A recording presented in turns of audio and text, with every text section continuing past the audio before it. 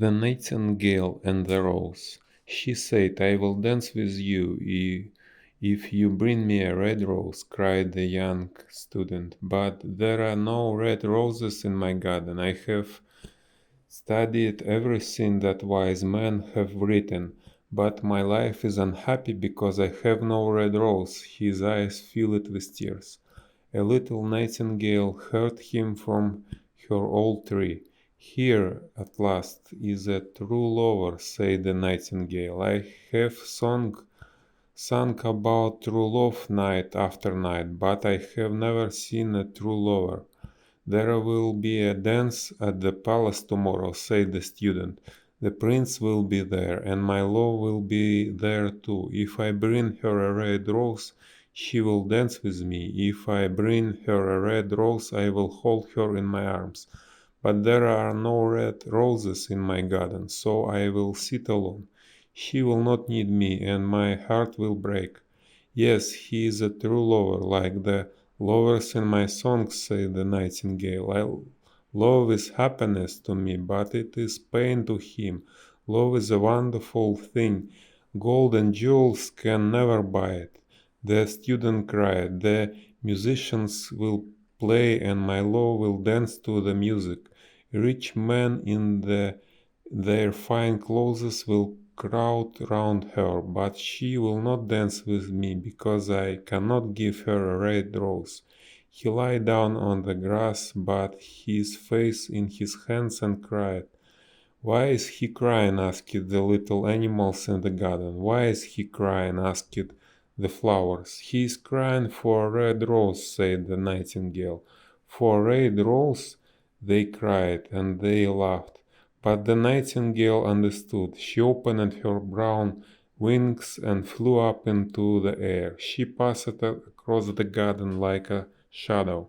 There was a beautiful rose tree standing in the center of the other garden. When she saw it, she flew down to it. "Give me a red rose," she cried, "and I will sing you my sweetest song." "I am sorry," said the rose tree. "My roses are white as snow. Go to my brother on the other side of the garden. Perhaps he will give you what you want." So the nightingale flew to the other rose tree. "Give me a red rose," she cried, "and I will sing you my sweetest song." "I am sorry," answered the rose tree. "My roses are yellow, golden yellow. But go to my brother who grows below the student's window. Perhaps he will give you what you want." So Nightingale flew to the rose tree which was growing below the student's window. "Give me a red rose," she cried, "and I will sing you my sweetest song." "My roses are red," it answered, "but the winter cold has frozen my flowers and they have fallen. I will have no roses this year." "I only want one red rose," cried the nightingale, "only one red rose. How can I get it?" "This is the way," answered the tree, "but I do not want to tell you about it." "Tell me the way, please," said the nightingale. "I am not afraid." "If you want a red rose," said the tree, "you must build it out of music by moonlight. The redness must come from your heart's blood. You must sing to me all night with your heart pressed against a thorn. The thorn must cut open your heart, and your life blood must run into me and become mine." "That is a great price to pay for a red rose," cried the nightingale. "I enjoy life. I love sitting in the green trees and watching the golden sun go down. I love smelling the flowers. But love is better than life, and the heart of a man is more important than the heart of a bird." So she opened her brown wings and flew up into the air. She passed over the garden, where the young student was still lying in the grass. The tears were not yet dry in his eyes. "Be happy," cried the nightingale. "You will have your red rose.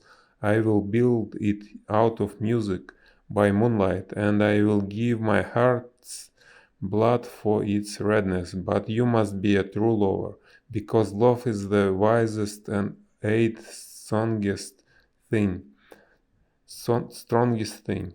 The student looked up from the grass and listened, but he could not understand what the nightingale was saying.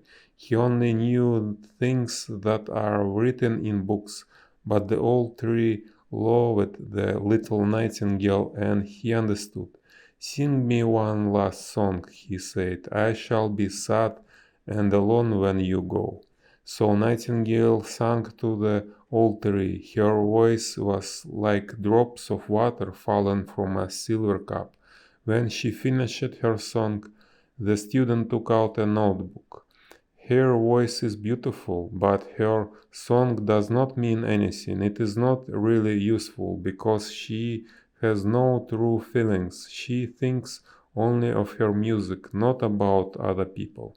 He went into his room, lay down on his bed, and thought about his love. After a time, he fell asleep. When the moon shone in the sky, the nightingale flew to the rose tree. She pressed herself against a thorn. She sang all night, at the cold moon listened. All through the long night she sang, and that thorn went deeper and deeper, and the life blood ran out of her. First she sang about the birth of love and the heart of a boy and a girl, and wonderful rose grew on the highest part of the rose tree. A song followed song, the rose opened. At first it was white as a cloud on a river, as silver as the wings of the early morning. The rose tree cried to the nightingale, "Press closer against the thorn, little nightingale. The rose must be red before daylight." So the nightingale pressed closer, and her song became louder. Now she sang about the birth of love in the hearts of a man and a woman. And the rose became red, but the heart of the rose stayed white, because only the heart's blood of a nightingale can color the heart of a rose. The rose tree cried to nightingale, "Press closer against the thorn, little nightingale, or the day will come before the rose is red." So Nightingale pressed closer against the thorn. The thorn touched her heart, and pain shot through her. As the pain became worse, her song became wilder. Now she sang of the love which is made perfect by death. The rose became deep red. The heart of a rose was as red as a jewel, but the nightingale's voice became weaker and weaker. Her little wings stopped moving, her eyes lost their brightness. She sang a last wonderful song. The moon heard it and waited in the sky. The red rose heard it and opened wide to the cold morning air. "Look!" cried the rose tree. "The rose is ready now." But the nightingale did not answer, because she was lying dead in the long grass with the thorn in her heart. At midday, the student opened his window and looked out. "Ha!" he cried. "Here is a red rose. It is exactly what I wanted. I have never seen a rose as beautiful as this.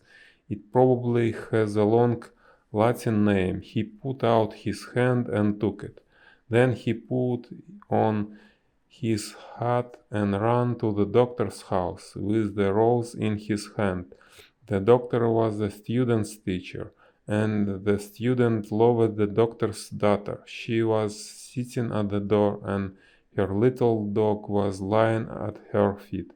"You wanted me to bring you a red rose," cried the student. "Here is the reddest rose in the world. You can wear it tonight next to your heart. Then we can dance together, and you will know how I love you." "I am sorry," said the girl.